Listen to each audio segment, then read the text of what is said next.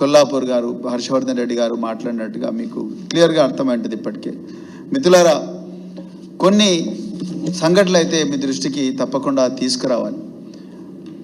ఈ కొల్లాపూర్లో ముల్చింతలపల్లి గ్రామంలో ఏదైతే ఒక గిరిజన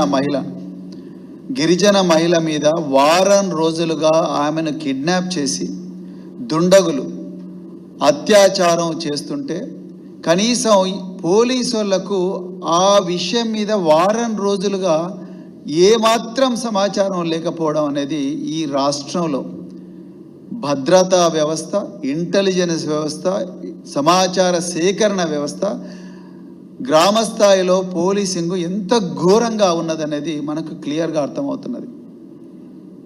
చీమ చిట్టుకోమంటేనే వచ్చే మరి పోలీసులు మరి ఇలా ఎందుకు వారం రోజులుగా కొల్లాపూర్ ప్రాంతంలో ఒక గ్రామంలో, మూల్చింతలపల్లి అంటే ఏదో మారుమూల అటవీ ప్రాంతంలో ఉన్న ప్రాంతం కాదు, అది కొల్లాపూర్ మండలంలో ఉన్న ఒక గ్రామము.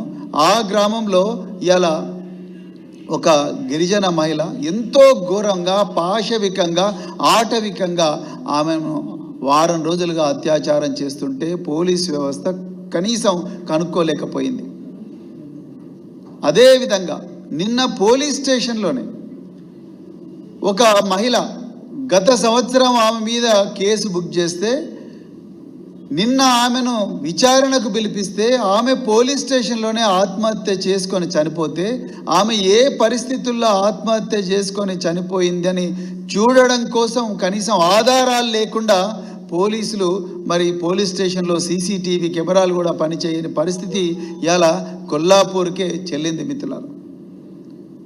ఇది ఇంత ఘోరంగా మరి శాంతి భద్రతలు దిగజారిపోతాయని కూడా తెలంగాణ ప్రజలు ఎప్పుడు కూడా ఊహించుండరు. కానీ అలా కాంగ్రెస్ ప్రభుత్వంలో శాంతి భద్రతల పరిస్థితి ఘోరంగా ఉన్నది. అదే కాకుండా మనం ఎక్కడో ఉత్తరప్రదేశ్లో హత్రాస్లో ఒక మహిళ మరి దుర్మార్గుల దాడిలో చనిపోతే, ఒక దళిత మహిళ చనిపోతే ఆమె బాడీని వాళ్ళ తల్లిదండ్రులు లేకుండా రాత్రి 12 గంటలకు ఆదరబాదరగా పోస్ట్ మార్టం చేసి అక్కడే అడవుల్లో కాల్చిన సంఘటన ఎక్కడో ఉత్తరప్రదేశ్లో జరిగిందని విన్నాం.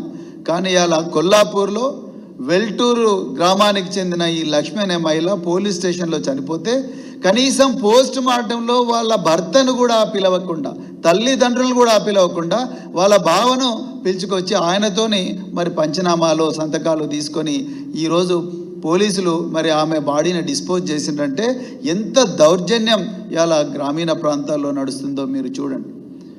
ఇదే కాకుండా మరి అదే కొల్లాపూర్ ప్రాంతంలో చిన్నంబావి మండలంలో కొత్తపల్లి అనే గ్రామంలో 40 రోజుల క్రితం ఒక బీఆర్ఎస్ పార్టీ నాయకుడు, లక్ష్మీపల్లి అనే గ్రామంలో బీఆర్ఎస్ పార్టీ నాయకుడు శ్రీధర్ రెడ్డి చనిపోయాడు.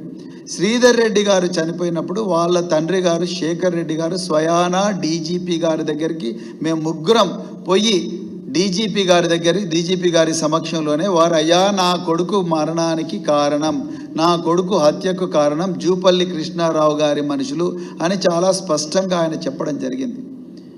ఆ శేఖర్ రెడ్డి గారు, ఆ చనిపోయిన శ్రీధర్ రెడ్డి గారి తండ్రి శేఖర్ రెడ్డి గారు డీజీపీ ఆఫీసుగా ఎదురుగా పత్రికా విలేకరుల సమావేశంలో నేను చెప్పిన దానికి నేను కట్టుబడి ఉన్నా, నేను ఇప్పటికి కూడా చెప్తున్నా, నా కొడుకు మరణానికి కారణం ఎక్సైజ్ శాఖ మంత్రి జూపల్లి కృష్ణారావు గారి మనుషులే అని వాళ్ళను తీసుకొచ్చి విచారించండి అని ఆయన చెప్పిండు. నేను చెప్పిన మాటలకు కట్టుబడి ఉన్నా, జూపల్లి కృష్ణారావు గారు కూడా ఆయన చెప్పిన మాటలకు కట్టుబడి ఉండాలి అని చెప్పి ఆయన ఆ రోజు ఛాలెంజ్ చేయడం జరిగింది. ఆ రోజు నా ఆస్తులన్నీ కూడా నేను తెలంగాణ ప్రజలకు రాసిస్తానని చెప్పింది తప్పైతే అని ఆయన చెప్పడం జరిగింది. కానీ ఈరోజు ఏమైంది? ఈరోజు సిగ్గుతో తల వంచుకోవాల్సిన విషయం, ఒక ముఖ్యమంత్రి రాష్ట్ర హోంశాఖను నిర్వహిస్తున్నప్పుడు ఆ ముఖ్యమంత్రి హామీలో నడుస్తున్న హోంశాఖ దాంట్లో ఉండే 1,00,000 మంది పోలీసులు కనీసం ఒక మర్డర్ కేసుల్లో నిందితులను పట్టుకోలేకపోయినారు. ఇంతమంది పోలీసులు ఉన్నారు తెలంగాణ రాష్ట్రంలో. ఇది రాజకీయ హత్య అని చాలా క్లియర్గా తెలుస్తూ ఉన్నది. మరి ఎక్కడ పోయినరు పోలీస్ ఆఫీసర్? మోల్చింతపల్లిలోనేమో ఒక గిరిజన మహిళను ఘోరంగా, అత్యంత పాశవికంగా, ఆటవికంగా ఆమెను అత్యాచారం వారం రోజుల పాటు చేస్తే కనుక్కోలేని పోలీసులు, అదేవిధంగా ఒక రాజకీయ హత్య జరిగి ఇప్పటికీ 40 రోజులైనా నిందితులు ఎవరో కనుక్కోలేని పోలీసులు, అదేవిధంగా పోలీస్ స్టేషన్లలో విచారణకు వచ్చిన మహిళ చావును అడ్డుకోలేని పోలీసులు, మెదక్ జిల్లాలో కమ్యూనల్ రైట్స్ జరుగుతుంటే అడ్డుకోలేని పోలీసులు, అదేవిధంగా హైదరాబాదు మహానగరంలో గత 48 గంటల్లో 5 మర్డర్లు 2 హత్యాయత్నాలు జరిగినాయి. హైదరాబాదు మహానగరంలో మీరు చూస్తే కాలాపత్తర్ పోలీస్ స్టేషన్ లిమిట్స్లో రఫీక్ బిన్ షిమ్లాన్ అనే వ్యక్తి మర్డర్ జరిగింది. అదేవిధంగా వాజిద్ అనే వ్యక్తి అటెంప్ట్ మర్డర్ జరిగింది అదే కాలాపత్తర్ పోలీస్ స్టేషన్ లిమిట్స్లో. ఫక్రుద్దీన్ మర్డర్ అదే షాలిబండ పోలీస్ స్టేషన్ లిమిట్స్లో జరిగింది. అలీం యొక్క murder Asif Nagar police station లిమిట్స్లో జరిగింది.